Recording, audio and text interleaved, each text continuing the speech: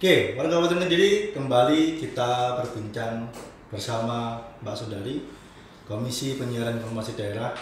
Kita akan berbincang tentang informasi hoax. Sebenarnya apa tuh hoax itu apa? Hoax atau hoax atau istilahnya informasi palsu atau informasi yang tidak benar. Nah, sebenarnya apa? Apakah informasi hoax itu dan bagaimana ciri-cirinya? Kita akan bertanya pada ahlinya sekarang. Mbak Sundari, sebenarnya informasi hoax itu apa? Secara definisi umum dulu dan secara mudah dipahami oleh masyarakat. Nah, ini harus dua.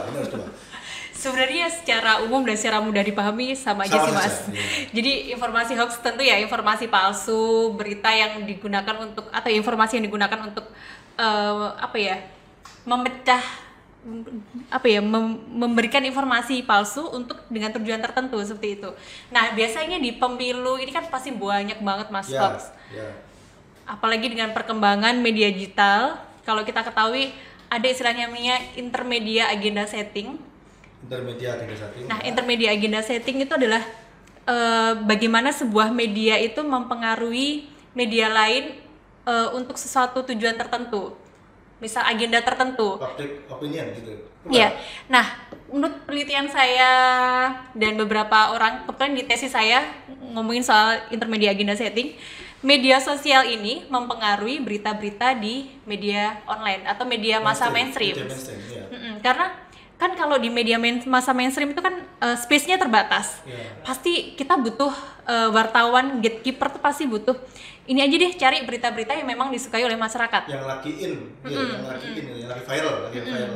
Daripada susah-susah bikin, ya udah ngambil aja deh dari yang di masyarakat maunya apa, biar pembacanya tetap banyak. Nah, itu justru bisa menjadi penyebaran isu kalau jurnalisnya tidak pintar memilah-milah atau memverifikasi ulang apakah informasi yang di media sosial itu benar atau tidak, seperti itu. Enggak, sebentar Mbak. Hoax ya. Beda enggak informasi hoax itu sama informasi negatif? Sama enggak? Beda Mas. Kalau di kampanye kan ada namanya kampanye putih, kampanye hitam, sama black campaign sama negatif campaign. Negatif campaign. Kalau negatif campaign, berita yang negatif sama hoax itu kira-kira apa? Bedanya apa? Kalau negatif campaign itu kan kejadiannya sebenarnya benar ada, tapi di blow up sama lawannya kayak atau sama siapa untuk mematahkan kandidat tertentu gitu kan. Tapi kalau black campaign itu dibikin yang sebenarnya nggak ada, diadain yang sebenarnya adanya kayak gini tapi dipelintir. Nah, kalau menurut Draft Claire Werder, dia tuh menyebutkan ada 7 jenis hoax.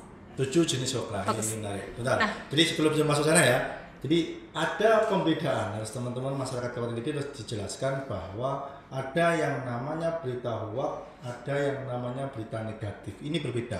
Karena kalau berita hoax itu pasti palsu, informasinya tidak benar. Kalau negatif itu benar tapi merupakan aib seseorang. Nah, kalau bahasa kita gibah, rasan-rasan. Nah, gibah atau rasan-rasan. Oke, sekarang Mbak, jelaskan lagi.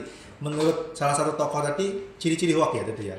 Ada 7 jenis hoax. 7 jenis hoax. Apa saja itu, Pak? Yang pertama tuh satir atau parodi. Itu sebenarnya tuh tidak ada niatan untuk buruk, tapi untuk lelucon saja. Tapi malah digunakan untuk dikomodifikasi atau diolah lagi sama lawan untuk menyerang lawannya. Padahal tuh kadang tuh tujuannya konten kreator membuat satir atau parodi itu cuma lucu-lucuan saja. Sebenarnya satir itu juga termasuk hoax berarti ya? Termasuk hoax. Karena memang ini kayak hiperbola ya, dibesar-besarkan atau dikecil-kecilkan atau dibuat lucu-lucuan gitu ya. Lucu-lucuan. Nah, itu termasuk hoax. Nah, lagi Mbak, apa lagi Mbak? Terus ada lagi namanya false connection atau jadi judul informasi nggak nyambung. Iya, informasi nyambung naik BB ini. Misalnya kayak suatu berita, misalnya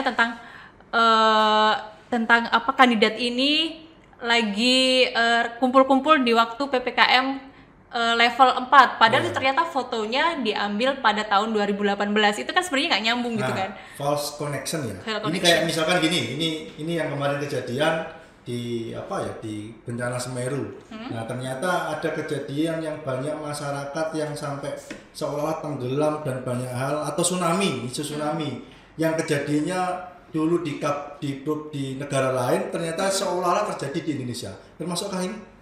Itu termasuk ya. Jadi bahwa kejadian yang sebenarnya dikoneksikan atau judul beritanya A, isinya B, gitu ya, gitu ya.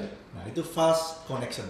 Ada lagi, Mbak? misleading konteks. Misleading konteks itu apa? Misleading konteks itu misalnya kalau Mas Nanang ditanyain, Mas Nanang lebih suka sate atau soto? Ya. Misalnya Mas Nanang bilang, oh aku lebih suka sate, terus nanti dipelintir, oh Mas Nanang ternyata nggak suka soto nih, gitu. Padahal kan belum tentu ini kan. Misleading konteks ya.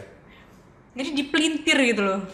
Informasinya dipelintir untuk menyerang kelompok tertentu atau untuk memenangkan diri Oh, sendiri. berarti ada message dari pembuat berita atau ada pesan dari pembuat berita untuk agar seolah-olah ya, seolah-olah. Misalkan tadi apa tadi?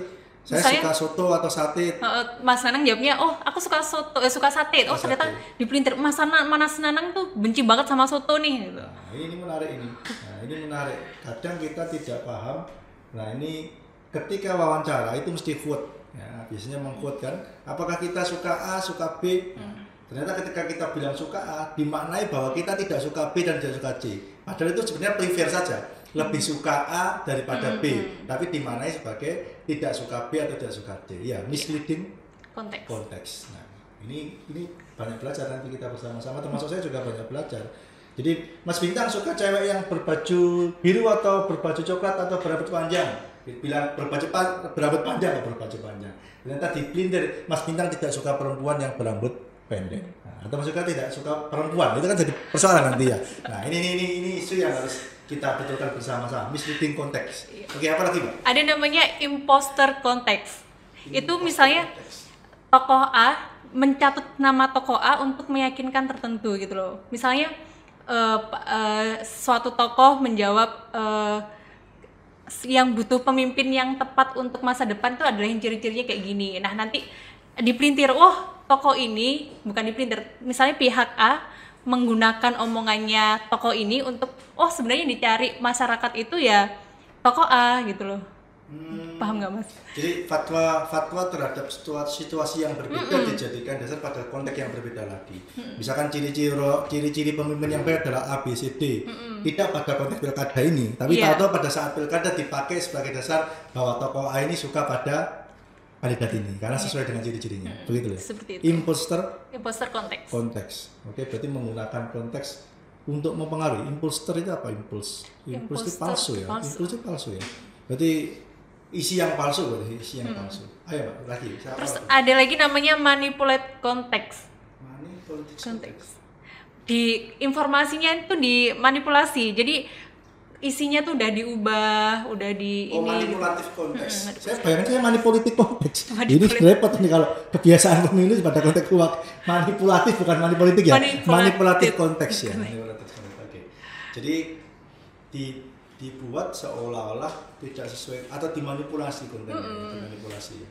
Misalnya berita tentang pembunuhan atau berita tentang kecelakaan yang seolah-olah.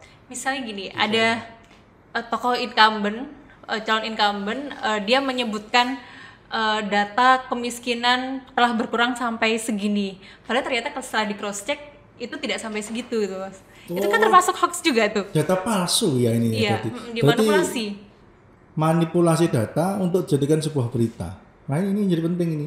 Nah ini kritis untuk masyarakat bahwa ketika ada orang yang memaparkan tentang kebaikan harus kita teliti dulu kebenaran datanya. Fakta dan data adalah penunjang kita untuk memastikan bahwa informasi itu benar atau salah. Nah itu menarik ini. Karena kita kadang-kadang ada orang yang sekarang bagus A, B, C, D, ternyata A, B, C, D-nya salah. Karena itu untuk menunjang kata bagus ternyata ciri-ciri yang bagus itu adalah datanya palsu semua. Nah, itu termasuk informasi hoax berarti ya. Oke, apa lagi, Mbak? Terakhir ini yang paling serem nih, fabricated content. Jadi 100% kontennya dipalsukan. Misalnya aku bilang Mas Nanang maju, terus aku lawannya Mas Nanang, terus aku bilang ke publik, Mas Nanang ini loh punya istri 2, 3, 4, 5 di sini. Itu kan sebenarnya palsu gitu loh. Iya. Ini seperti black campaign berarti. Iya, black campaign yang, atau misalnya kandidat A ini sebenarnya kandidat A ini sebenarnya keturunan ke PKI gitu. Oh gitu ya. Itu kan sebenarnya dibuat benar-benar palsu. Memframing terhadap sesuatu yang tidak benar ya. Jadi 100% informasinya palsu, sudah tidak dipelintir 100% lagi. 100% palsu. Sudah tidak dipelintir lagi, sudah tidak diotak-atik gambarnya diubah, semuanya sudah palsu. Nah ini menarik ini. Ternyata juga ada berita yang sangat parah seperti itu ya, informasi yang sangat parah. Jadi kita juga harus betul hati-hati nih. Kadang-kadang ternyata memang, tapi itu ada yang mereproduksi itu. Banyak mas. Banyak. Di dunia jurnalistik atau di dunia sosial? Di dunia sosial? Terutama medsos ya. Medsos banyak. Nah, kita pernah kalau nggak salah, tapi itu masih ada ya. Itu masih palsu ya ketika ada surat suara yang dicoblos itu. Itu termasuknya atau bukan? Yang ternyata adalah contoh surat suara itu, spesimen surat suara itu. Itu namanya tadi yang connection. Connectionnya false connection. False connection ya. Jadi kalau yang betul-betul parah itu misalkan kita bikin berita apa ya yang itu ya Pak Jokowi turun PKI. Iya, itu fabricated. Itu fabricated. Apa tadi fabricated apa tadi? Fabricated content. Fabricated content. Jadi berita yang sangat bertolak belakang dengan fakta yang ada. Kabupaten Kediri menjadi kabupaten zona merah, padahal Kabupaten Kediri zona hijau. KPU Kediri kebakaran, ternyata KPU Kediri tidak kebakaran. Itu adalah salah satu contoh fabricated content. Mbak, bagaimana? Sekarang kalau kita sudah tahu ada 7 nih cara jenis-jenis berita hoax. Caranya gimana sih Mbak? Kita bisa tahu itu hoax atau tidak untuk masyarakat umum, Mbak? Untuk masyarakat umum itu sebenarnya adalah rajin-rajin untuk cross check.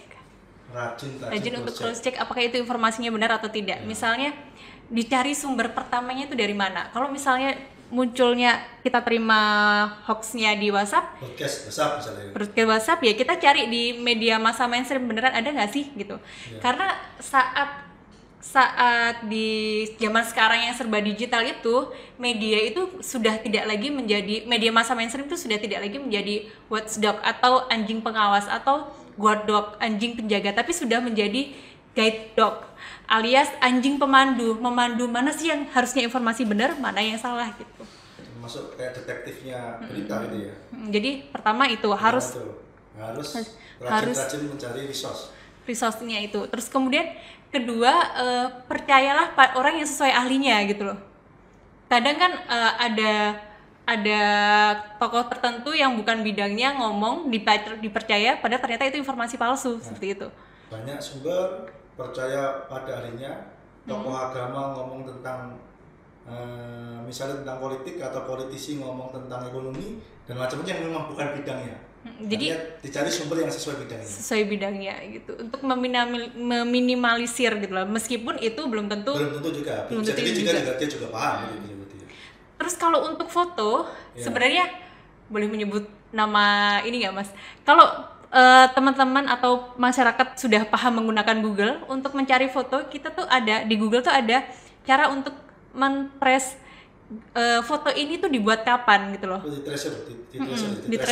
Tracing foto ini dibuat kapan. Kan kadangkala sebuah foto itu digunakan untuk menyampaikan informasi palsu, padahal itu konteksnya berbeda. Nah, di Google tuh sudah ada cara untuk melihat foto ini pertama kali diambil kapan dan untuk informasi apa. Detail. Fast contact ya. Jadi sudah ada 3 nih. Cari sumber yang banyak, percaya pada orang sesuai ahlinya, yang ketiga telusuri gambar secara detail ya. Apalagi Mbak kira-kira? Ada nggak? Misalkan hoax itu cirinya beritanya sangat besar atau menggunakan bahasa tertentu, ada nggak seperti itu? Misalkan diperbesar kayak bahasanya hiperbola atau apa? Atau kita kan sering lagi viralkan, sebarkan, gitu itu termasuk ciri-ciri hoax nggak? Nggak bisa generalisir seperti itu Mas. Jadi kita harus telitinya, kuncinya satu-satunya harus rajin cek lagi. Makanya kalau orang-orang seperti Mas Nanang dan teman-teman yang lain atau masyarakat lain yang punya kemampuan untuk mendeteksi, ayo kita mendidik masyarakat untuk pendidikan literasi media, bagaimana sih cara mengkonsumsi media yang tepat gitu. Jadi itu tadi ya, berarti ada resource, kemudian ambil statement dari orang yang ahli, kemudian kita bisa ambil gambar secara detail, cari sumber gambarnya, kemudian yang keempat tadi salah satunya harus teliti ya, kita harus teliti. Terus gimana Mbak, langkah ketika kita mengetahui berita hoax itu apa yang harus dilakukan? Karena banyak nih masyarakat itu yang karena dikirimnya teman, karena merasa ini merasa ini ada bagusnya, terus kemudian tahu-tahu share. tanpa saring dulu. Jadi ini dapat share, bahasanya kan gitu. Apa yang harus dilakukan agar kita tidak terjebak pada informasi hoax dan agar kita tidak menjadi bagian, karena kadang-kadang kita kan nggak paham, masyarakat terutama nggak paham, mereka menjadi agen hoax itu kadang-kadang nggak paham karena dia mendapatkan informasi dari orang yang menurut dia dipercaya, nah ternyata dia membagikan ternyata informasi itu adalah hoax. Apa yang harus dilakukan, langkahnya seperti apa? Ya otomatis saring sebelum sharing. Saring sebelum sharing. Nah, saring sebelum sharing. Ingat sekali lagi, saring sebelum sharing. Jadi ketika mendapatkan informasi, disaring dulu, diteliti dulu dengan 4 langkah tadi sebelum di-share pada orang lain. Ada lagi nggak kiat-kiatnya? Kalau sebenarnya media digital juga memberikan keuntungan. Ada beberapa kelompok masyarakat yang memang fokus untuk memberantas hoax yang beredar. Nah, kalau kita malas untuk meng-cross check, kita bisa mengirimkan ada yang namanya Mafindo, Mafindo, Masyarakat Anti Fitnah Indonesia. Nah, kita bisa masukin ini data beneran ada nggak sih, biar mereka yang mencari. Oh, berarti Masyarakat Anti Fitnah Indonesia, Mafindo. Catat ya, Masyarakat Kabupaten Kediri ada, ini lembaga ini seperti perkumpulan orang-orang kelompok masyarakat dari seluruh Indonesia, ada 18 kota kalau nggak salah. Itu mereka berkumpul untuk meng-cross check, berkumpul secara online mas ya, virtual itu untuk meng-cross check ini informasi benar atau enggak sih? Community ya, ini community. Kelompok masyarakat komunitas. Oke, jadi ada komunitas yang bisa membantu kita untuk memverifikasi apakah berita itu hoax atau tidak. Mafindo, Masyarakat Anti Fitnah Indonesia. Jadi ini kita bisa bantu, dari sana kita akan belajar atau kita akan share dulu ke sana kebenaran data ini valid atau tidak, data itu hoax atau tidak. Oke, kita jeda sebentar, kita akan lanjutkan nanti pada langkah selanjutnya tentang apa informasi hoax dan apa yang harus kita lakukan ketika menghadapi informasi hoax dan apa yang harus kita sikapi ketika menghadapi informasi hoax. Kembali lagi pada sesi selanjutnya.